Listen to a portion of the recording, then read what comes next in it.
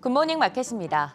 고용지표와 FOMC 의사록을 소화하면서 뉴욕 증시는 숨고르기에 들어간 모습입니다. 그간 악재가 없는 게 곧 호재라는 듯 올랐는데 금리 인하 기대감이 차츰 잦아들면서 이제 이성적으로 시장의 변화를 면밀히 분석해봐야 할 때입니다. 뉴욕 증시 3대 지수는 모두 하락으로 마감이 됐습니다. S&P 500은 0.80% 떨어지면서 마감했고 다우지수도 0.76% 하락했습니다. 나스닥도 막판에 하락폭을 더 키우면서 1.18% 하락 마감했습니다. 시총 상위주들도 흐름 보시면 전체적으로 하락세가 짙은 가운데 어제에 이어 애플은 0.75% 추가적으로 더 하락했고요. 마이크로소프트도 0.07% 약보합권에서 마감했습니다. ASML 악재에 반도체주도 분위기가 좋지 않죠. 엔비디아도 1.24% 하락 마감했습니다. 6위부터 10위도 살펴보시면 메타도 0.53% 하락했고 테슬라도 4%대 하락 마감하는 등 금리에 민감하게 반응하는 기술주 위주로 약세를 보였습니다. 이날 타임라인 순대로 살펴보시면 미국의 12월 제조업 경기가 예상보다는 선방을 했지만 여전히 위축세를 나타낸다는 소식입니다. 작년 12월 제조업 구매관리자 지수가 47.4로 집계됐는데 전월치인 46.7보다도 높았고 전문가 예상치도 소폭 웃돌았습니다. 미국의 ISM PMI는 14개월 연속 50을 밑돌고 있는 상황입니다. 이번 주는 주요 고용지표 발표가 예정되어 있다고 말씀드렸는데 그 첫 타자인 구인이직 보고서가 발표됐습니다.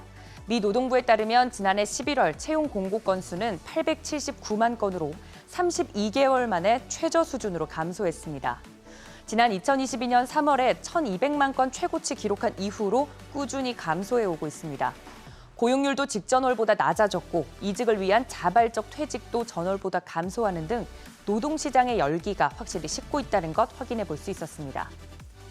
인플레이션 위험이 감소했다는 내용은 공개된 FOMC 의사록에서도 확인해 볼 수 있었습니다. 모든 위원이 지난해 물가 목표치 2%를 향해 분명한 진전이 있었다고 평가했고 거의 모든 위원은 정책 금리가 올해 더 내려갈 것으로 전망했습니다. 하지만 올해 금리 인하 시점에 대해선 구체적으로 논의하지 않았는데 시장의 불확실성을 그 이유로 들었습니다.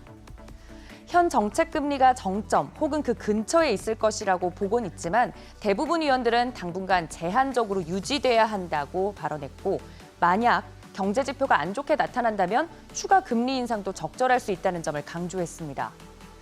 그간 금리 인하 기대감으로 거침없이 올라왔던 시장이기 때문에 공개된 의사록이 시장의 기대감을 억누르는 제동 브레이크 역할을 해준 건데요. 그럼에도 불구하고 3월 금리 인하 기대감은 지속되고 있습니다.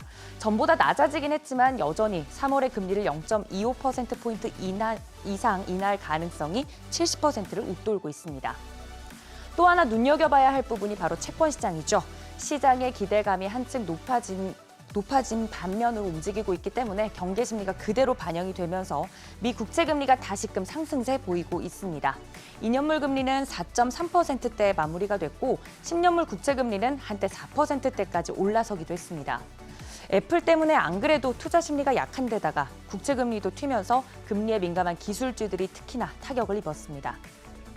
한편 국제유가는 리비아 유전의 생산 차질 소식에 상승했습니다.